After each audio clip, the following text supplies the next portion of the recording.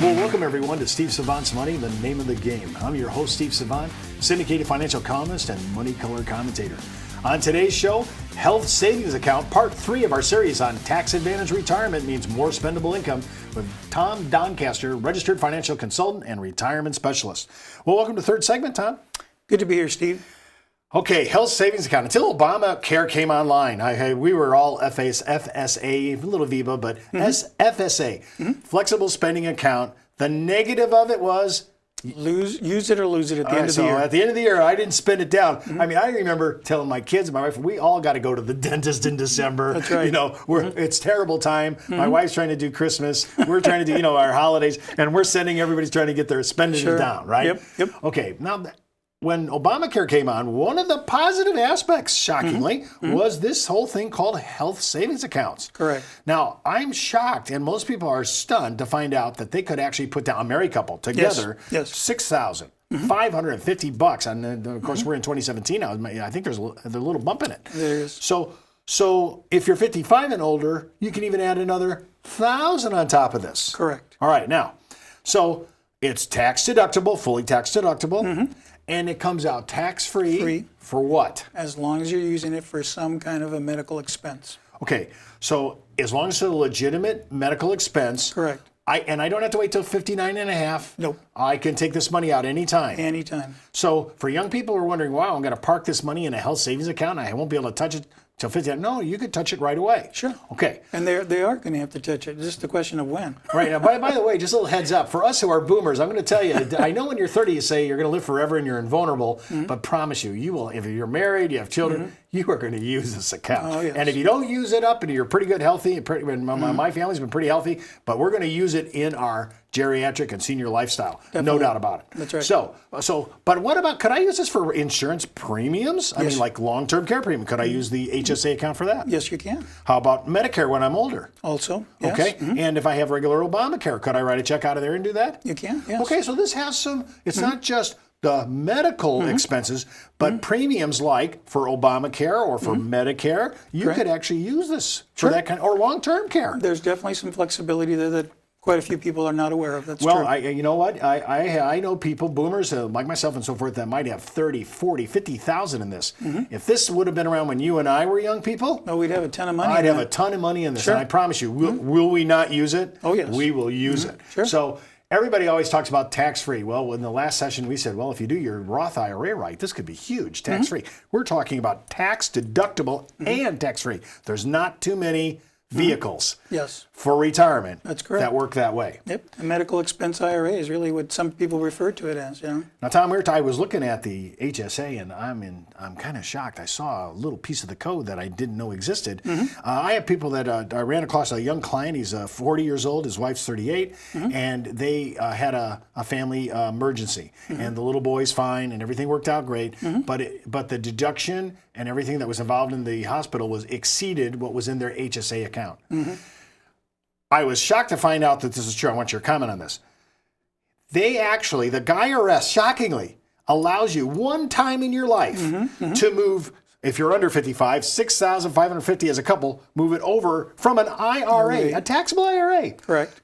Transfers tax-free to an HSA account. Correct. And then they were able to pull that money out to help the rest of it tax-free. That is correct. Tell me about that. That is huge. That's been in the tax code for a few years now, and once again, a lot of people are not aware of that. And it's probably because it's not really that well talked about, promoted, and let's face it, it's only a one-time deal. Well, so I'm just like, if you're watching the show and you say, Steve, I did not know that, and no, we don't have enough cash flow right now to fund the HSA account. Sure. You can't go to your 401k on this, by the way. No 403b. It's got to be an IRA. Right. But what an opportunity. Yes. Because I'm moving a taxable event. The IRA ultimately is going to be a taxable event. Correct. The IRA is also going to count as my Social Security tax issue. That's right. So this is a huge move. It's not a lot of money, but boy, what a nice gift. Sure.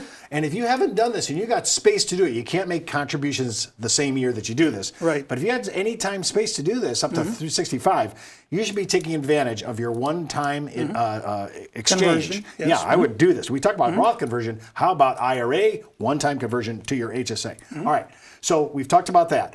Now, If I'm a young person, I'm just trying to pretend now we're talking to millennials for the next 5 minutes. Oh, we're not talking about 50 and above, huh? Well, let's just leave the boomers out for a moment here, Okay. even though they are close to my heart. Sure, So, you bet. okay, let's say millennials. Now, if I was a millennial and I had to do this all over again, honestly, I'd be in a quandary. Honestly, if I had $6,500, whether I should put it in an IRA or an HSA, and I'm starting to see people saying, I'm sorry, the gravity of this situation of getting to this money for medical or medical type premiums. Again, Obamacare, LTC, long-term care premium, or when we get to our age, Medicare, Medicaid, Medicare.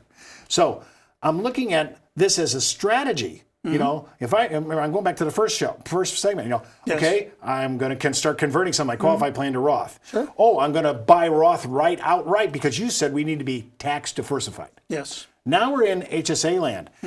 I'm trying to get my 30-somethings to start thinking long-term. If sometimes there's a debate, and I'm asking you, should I have done my IRA this year at $6,550 or should I have done my HSA account? Well, that's when you definitely have to have one of those, what I call come to Jesus meetings with those millennials, Because like you said, we were all bulletproof at that age, But the bottom line is going to be the same. At some point in the future, there are going to be some medical expenses that will not be covered through insurance, that will not be covered through Medicare. And I'll give you a good example. Prescription drugs. Okay? Now, most of the carriers out there have gone through a 3-tier system, right? Generics, name brands, and then what's the third one? Special formulary. And generally, from what I'm seeing right now, when it comes to special formulary, let's say an example, diabetic medication, right? Those type of medications are only covered at 50%. And some people are paying $300, $400, $500 a month for insulin or some kind of special hormone type medication. There's a plethora of different medications out there that are still not covered at a 50% rate. Some of them aren't even covered at all. So wouldn't it be a good idea to have an HSA account where they can pull out the money tax-free instead of taxable? Because that's a double whammy right there. Having to pay this high cost of medications, and yet at the same time, because you're pulling money out of a qualified account, you're going to get dinged, and in some cases with a penalty because you're not 59 and a half. You eliminate that with a HSA account. Now, keep in mind that let's just do the worst scenario here. Sure. You get to 59 and a half, and you really haven't used your HSA account, and your HSA account's pretty substantial. With your you could take the money out for something else. You're just going to pay taxes on it. That's right. Right? Yeah, At the time, just like an IRA. Sure. So I say, since you could maybe have that potential, why not at least have the potential for tax-free and fund it? That's right. So if there's a debate and you're saying, Steve, I'm kind of in my early 30s, I haven't heard anybody talk like this before. I know, it's quite a debate. You have to have as Tom said, a kind of a come to Jesus meeting on this. Hey, I may want to look at this. I can't, if I can fund both, it'd be great. Sure. But I might not be able to. So you're going to have to make a quantitative decision based on your family's health, your wife's health, your husband's health, your children's medical history up to this point, and make a quality decision. Should I do this? By the way, when we're looking at boomers, we don't have a decision on this, right? This is going to happen. This is it, yes. The other thing that I was just thinking of as you were talking there, Steve, is that the HSA account, like a Roth, doesn't have to go through a required minimum distribution at 70 and a half. So another thing it says that the money's got to be used up by a certain time frame where it has to come out at a certain level, you've got some control right there. And I think that's what people are looking for today, is control. And again, let's say the worst scenario. Okay, I have a fully funded HSA account. I put the max in every year all the way out to 65, 70. Yep. And if worst case, I could still treat it like an IRA. I take it out, I pay the tax. That's right. But if I didn't, there's no, I love that. I didn't even think about that, Tom. Good call. RMD now, not under that jurisdiction of the law. I can take that money out and pay for premiums, my Medicare premiums. Right now, in our present time, I think it's $134 each for Medicare Part B, and then your D is probably another $15, $20 a month. There's still 1/3 of the population out there that are low income, and their Medicare Part B premium is still at about $109, $110. The other third is somewhere between $127 and $130 something. I saw the other day where a client of mine that was making over $120,000 as far as adjusted gross income for the year, she got hit with $227 a month. Wow. And then I've got some cardiologists that 2 years prior to retirement, because that's how they do the calculation on what they your look back. That's right, what your Medicare Part B premium is going to be. they were over $1 million, they were paying, this was 2 years ago, $375 a month. So it's means tested. Oh yes, definitely. Okay. Yeah, the more you make, the more you're going to pay. So if ever you run across any individual that says, hey, the rich are not paying their fair share, bull. All right, They they're are. paying their fair Oh share. yes. Well, listen, don't forget to watch our part 4 of our series on tax advantage retirement means more spendable income.